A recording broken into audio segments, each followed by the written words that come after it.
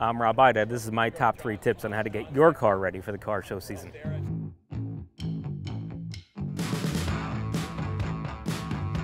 My top 3 favorite things to concentrate on is detail, maintenance, and community.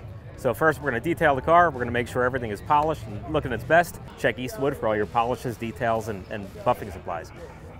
Secondly, we're going to go over the car, make sure everything's working, all the lights are working, all the fluids are fresh and clean.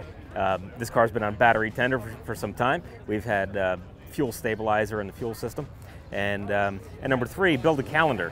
Hit your favorite social media sites and find where all the car shows are. There's probably 3 happening every weekend in your area. So most importantly, have fun. Enjoy your car and go out there and show it off and have a great time. These cars are all about fun and all about meeting great people.